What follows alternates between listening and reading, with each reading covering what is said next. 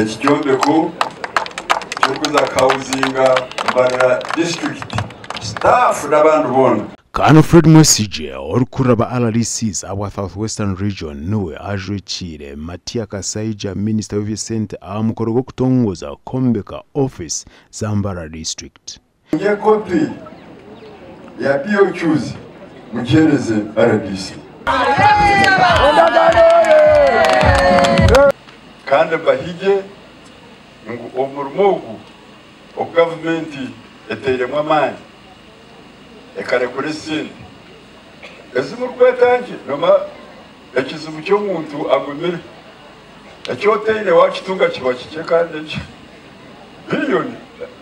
biliyoni twakugeta nakatabarwa nakatagira twija okutera efuka y'okubanza kwombeka kandi obutwija tukuzagaruka nanjiroho ndiyo mwebembezi wanyu omu ofisi ya kawa Didas Tabaro mukuru wa district ya Mbarara n'abandi bebembezi ba district bajya government yabahire billion emwe ezindi sente nizo kwija kubashangisereza. Meshoro we manenya nyamanya n'ibihebyo byona yona ntuza kugiteka aha kizimbeshi turebeke mutwa government yatwataraho nitwe twaye kwataraho tubase kumara kizimbeshi at least to myaka nkebiri mube mwine headquarters zanywa.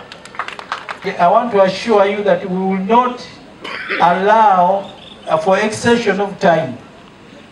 We want to finish the district headquarters within the time that will be signed or has been signed for the construction. Tenda kombeka office ezi ehirwe aba National Housing babashabire okoro murimo murunje kandi mbwere. So ni Shababa district to give whatever support that will be required. And on this note, ninyenda kushaba councillors ba district.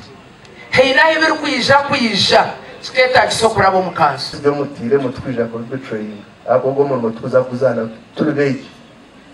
Okombeka office ezi kubarirwe billion 15. Omugande omjecherwa abwambara City North Constituency Dr. Robert Mwesigwarukari nashabashija okongera amani bashajike abakazi babo abwentunguka yomaka gabo.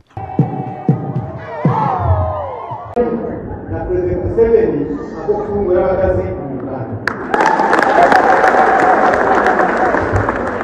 Bana kuri asaba kandi chemasa gavumenti okandijaba ubetire abantu matasi abakazi matasi kusema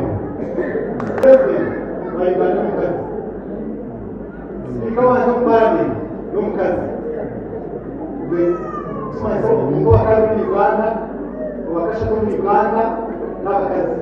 Robert Rukari ogamba ebinebinda biravugina abakazi kurga kachika ruhagajuka koba na kiyanja okonja kukora abikwati n'enteekateeka z'okureba ngu bayonja kutungura ebyentasya uko wabo. Aba TV West ndi Senyomo Gideon na Evans Taremwa.